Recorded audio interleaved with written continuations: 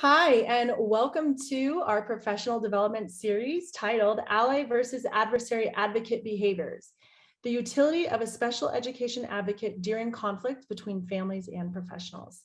I'm Dr. Tracy Gershwin. I'm a professor of special education and a board certified behavior analyst, and I'm really excited to talk to you about this incredibly important topic today. So first, we have three major objectives for this session. I will describe the research about the utility of an advocate during conflict. Next, I will identify helpful and unhelpful advocate behaviors during issues of conflict between families and professionals. And finally, I will apply guidelines for supportive advocate behaviors that promote equitable and trusting family-professional partnerships. Despite the Individuals with Disabilities Education Act regulations that specify parent participation for student-level decision-making and planning, these principles unfortunately do not easily translate to practice for most families. There is an identified need for family support. There's a little humor here in this cartoon with a picture of a group of educators on one side of a table and what can I only assume to be a parent and an advocate on the other. And the educator on the other side of the table says, "I'm not sure why Mr. Barth always feels compelled to bring an advocate to the IEP meeting." And the title of the comic is Outnumbered. And unfortunately, this may seem comical, but it's actually a reality in many of our IEP meetings. And it's not intentional to do the power imbalance.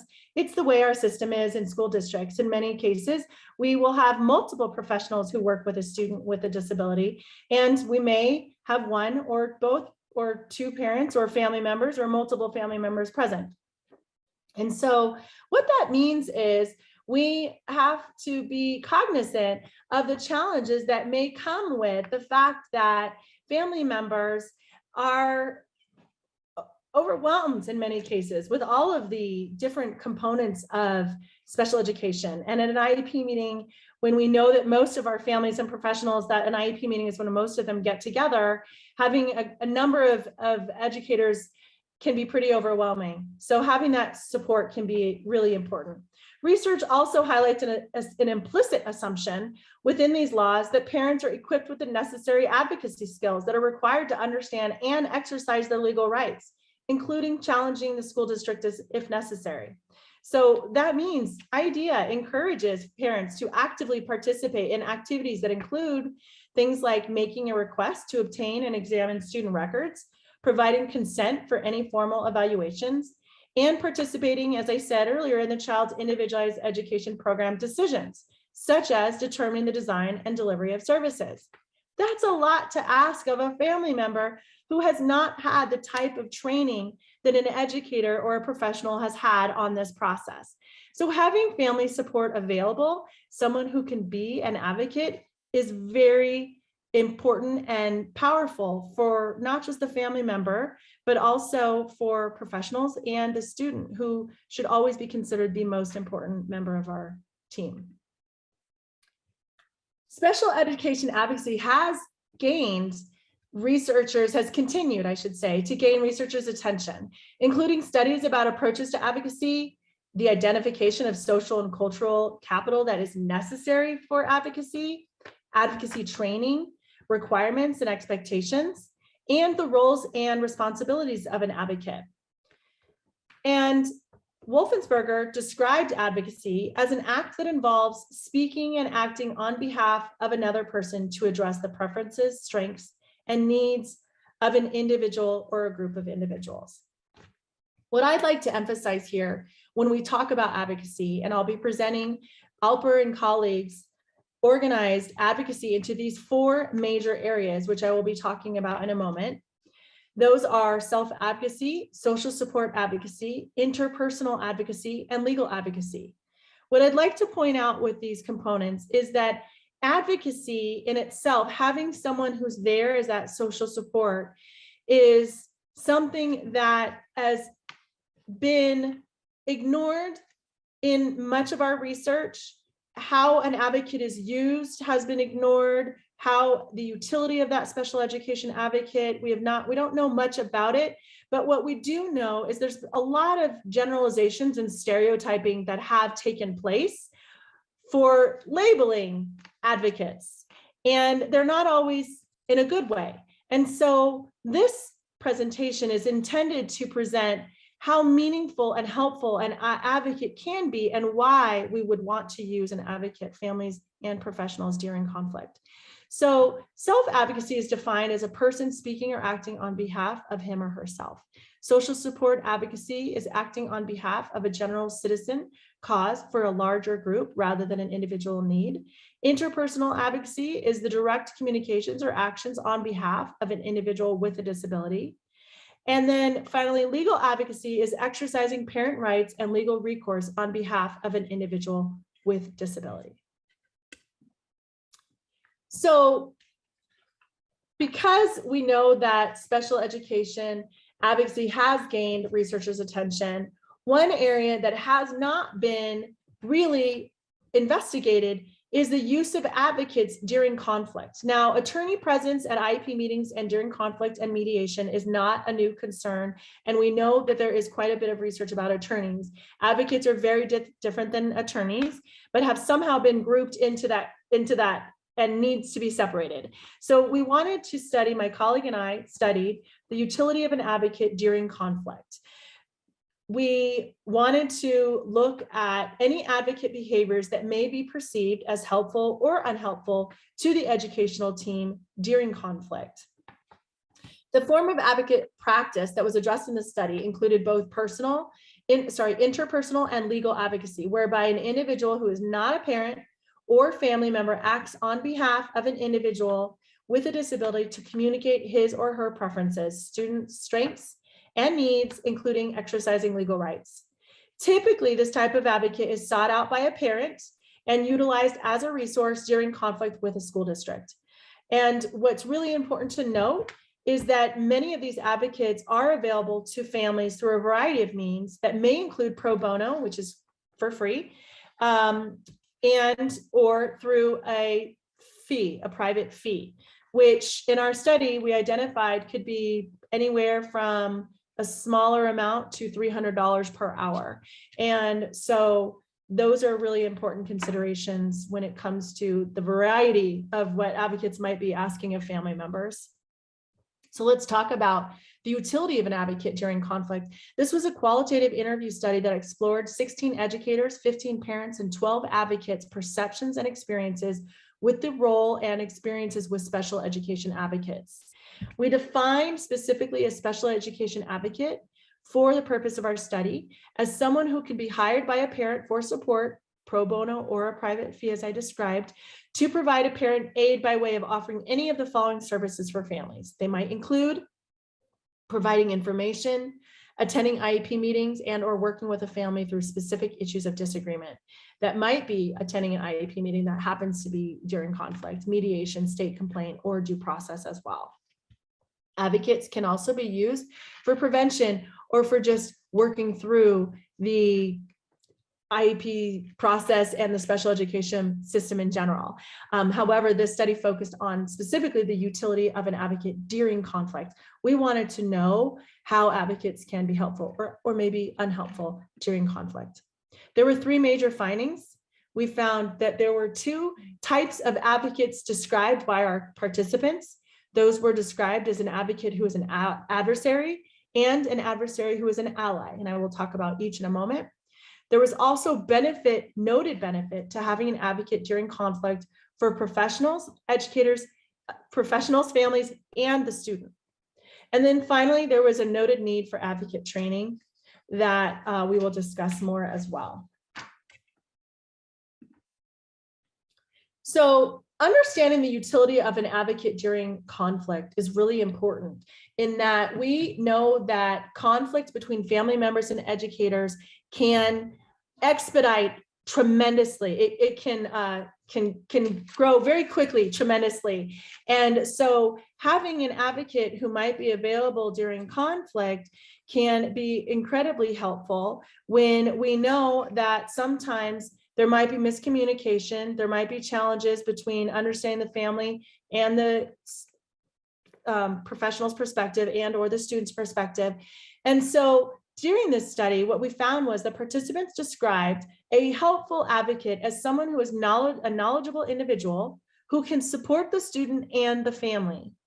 And there was an emphasis on the student. There were conversations where participants directly said, an advocate might have said, I represent the student, not the family.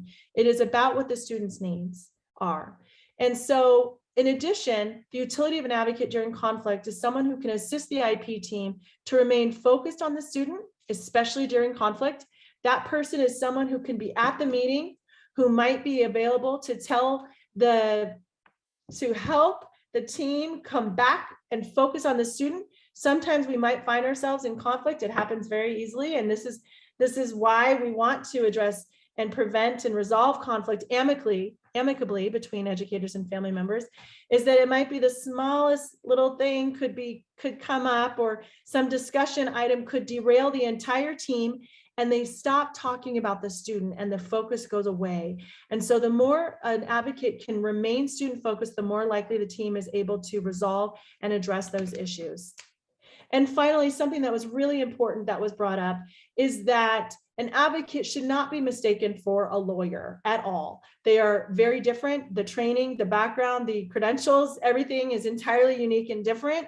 Instead, an advocate should represent the family as a conduit, or even, as some participants described, a buffer for the IEP team to resolve any issues of disagreement.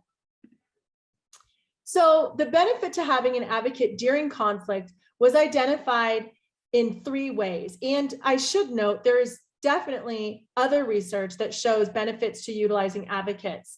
However, those are not specific to during conflict. This is specific to during conflicts between families and educators. But many of the benefits are similar in that we have found that an advocate use during conflict is someone who is able to provide educational support for families. So that is someone who can explain the process and the procedures. If you're at an IEP meeting, or in general with special education processes and procedures such as eligibility, assessment, etc. An advocate can also be an emotional support for families.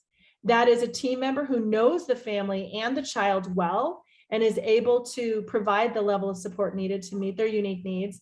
And then finally, someone who balances team composition. And that is meaning, going back to that comic at the very beginning, if we have that advocate, they do help as someone who's another team member who can sit with the family and can be there for that emotional support that's available. Let's talk about what an ally advocate looks like. So when our participants described our ally advocates, they described someone who is working with the entire IEP team and representing the students' interests and needs simultaneously. This is the person that essentially says, I am here for the student and I am here to represent and work with the entire team. This is someone who is helpful, who is a team ally, who can work with everyone to ultimately, going back to our main goal, provide a meaningful educational opportunities for students with disabilities. So that ally advocate is also someone who is described as knowledgeable, communicative, and collaborative. Someone who knows information about the special education process, who knows about the student, who knows about the family, who knows about the professional team. Someone who's communicative, they're open, they're honest, they're benevolent, they're trustworthy, and they're collaborative. And then really important was there were 3 primary roles of an ally advocate that were perceived by our participants as making a positive impact on the entire IEP team. And that was, an ally advocate is someone who is there to advocate for the student, someone who's there to provide support for the family. That could be informational support, such as navigational, how to navigate the special education system, as well as social support, as well as any other types of information or support or resources that family members might need. And then finally, an ally advocate is someone who's a team player for conflict resolution. They do not come to the table with an us versus them.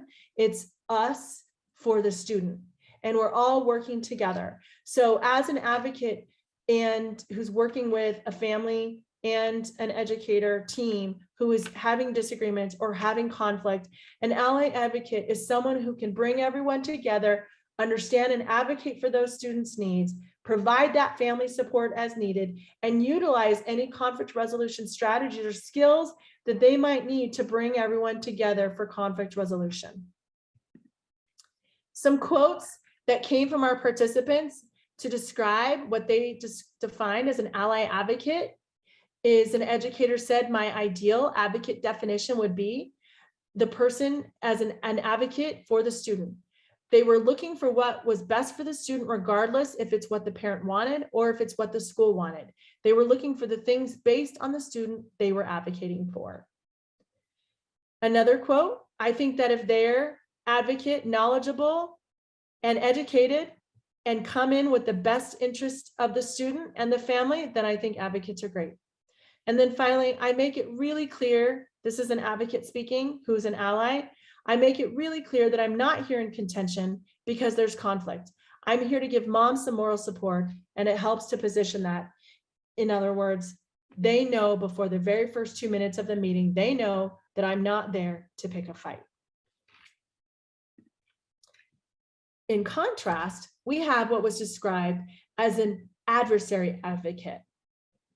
An adversary advocate was described as someone who further exacerbated the conflict with families through unprofessional and often overly emotional behavior.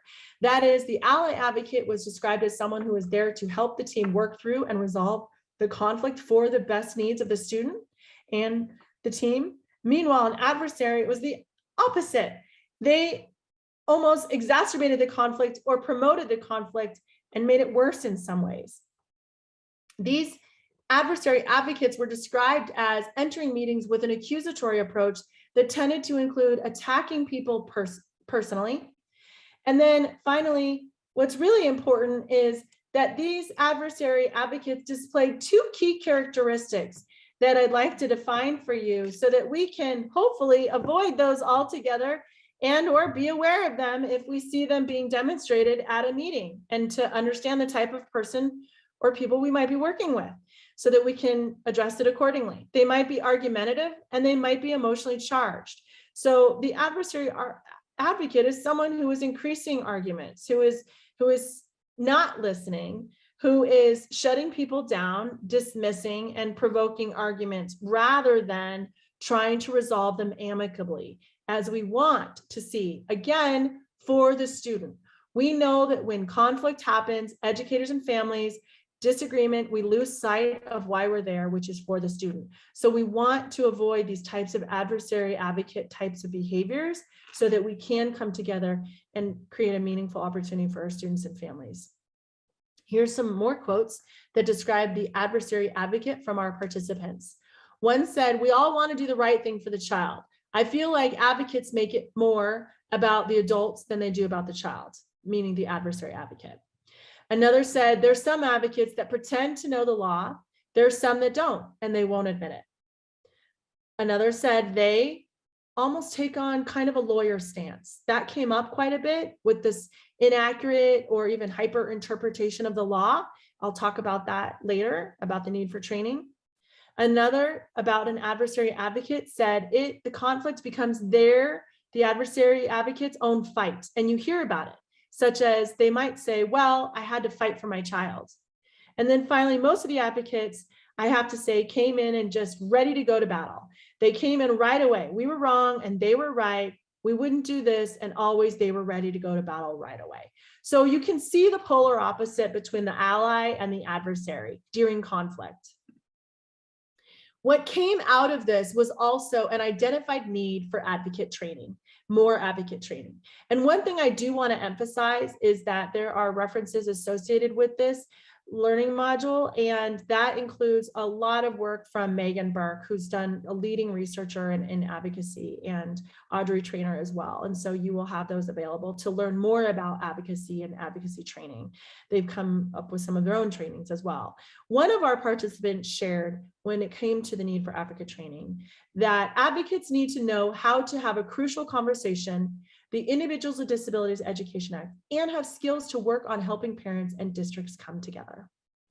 So specifically, one of our major findings was that those adversary advocates were often described as uninformed, with little to no training, including providing families with inaccurate legal advice. There was a noted variability in the advocate training that took place across our participants who were advocates, including the need for advocates to be prepared to understand IDEA and the IEP process. The noted variability in advocate training is that we don't have any universal required guidance for someone to represent themselves as an advocate in special education, which means we have a great amount of variability in those individuals who do represent themselves as advocates. We have some who have attended some pretty intensive trainings. There are some available and research-based advocacy trainings for family members, as well as as well as those who are not family members of individuals with disabilities who want to become advocates. And then we have seen some in our study with some advocates who receive little to no formal training, or many of them might say that their training was being a parent of a child with a disability themselves. And while I do acknowledge that that certainly provides you with a lot of navigational background and information, there's still a need for advocate training that's specific to understanding IDEA and the IEP process from the advocate perspective, which is very different from a parent representing a child at an IEP meeting. And then two of those specific IDEA training topics that we'd like to see that are really noted in our research, as well as other that advocates should learn, is they should definitely learn about IDEA and conflict resolution strategies. So if they are at that meeting, learning to be an ally is having strategies that can help bring the team together to have conversations and meaningful outcomes and meaningful discussions for outcomes for students.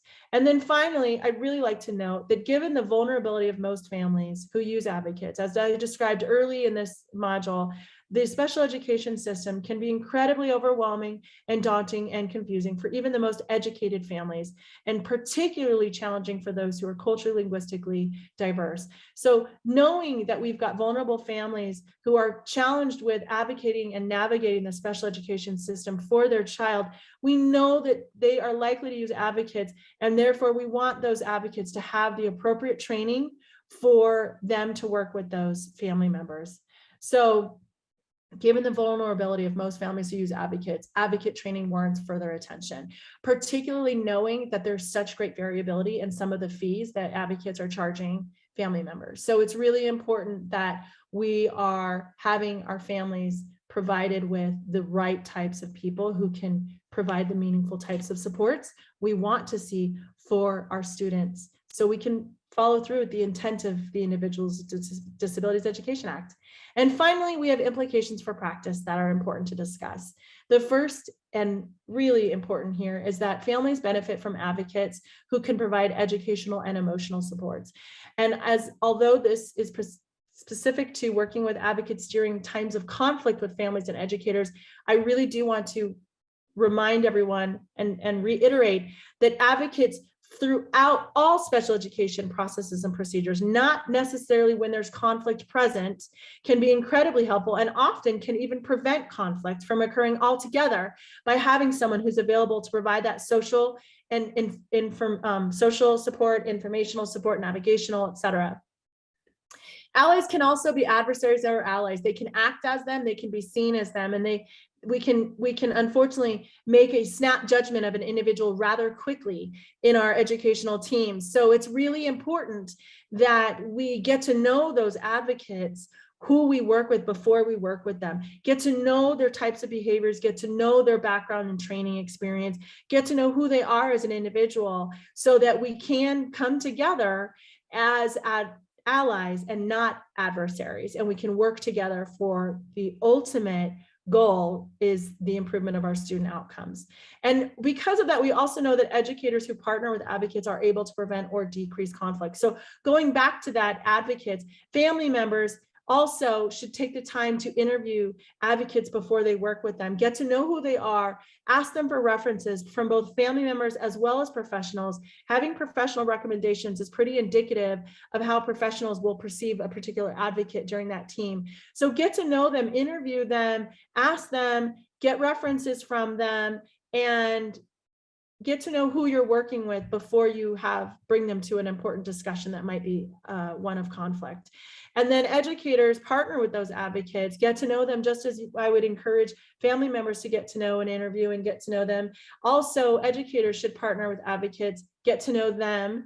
And I know some local school districts that have created really wonderful relationship with the local advocates who attend most of the meetings with family members. They meet regularly for coffee, they check in, they talk about family members, they talk about how to support with one another in a meaningful way. And they're also able to connect in that way so that when they do come to that meeting, there is some built trust. Trust has to be built.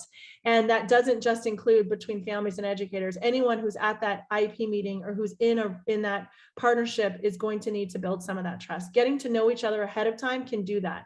Another really great thing professionals can do is learn with advocates, especially the advocates that are going to be at a lot of their meetings. So in a study that I conducted years ago on a school district that dramatically decreased their due process hearing rates, one of the ways that they had done that was by partnering with the local advocacy organization. They had had a lot of challenges with this group of parents, and it was a lot of just battling and not really collaborating or talking things through. And so as a result, one of the things the administrator did to address this was got those advocates and educators together, learning together, professional development series together, talking with one another so that they had a shared understanding, they had shared background, shared information. When they came to the IEP meeting, they were more likely to be amicable and a team player working together for that conflict resolution when conflict was present.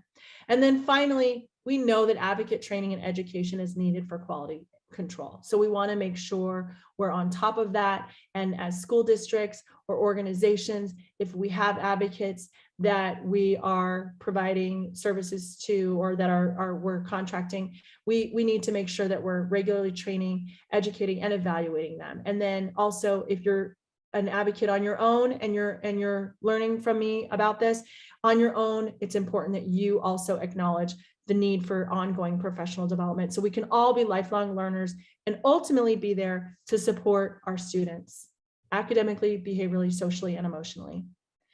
Why do we advocate? Dr. Seuss in the Lorax had a really fun quote that says, unless someone like you cares a whole awful lot, nothing is going to get better. It's not. Advocacy is an incredibly important component that's built into the foundation of the Individuals with Disabilities Education Act. It's how we've got the act passed to begin with, as well as other important ones, such as the Americans with Disabilities Act and Section 504, the Rehabilitation Act.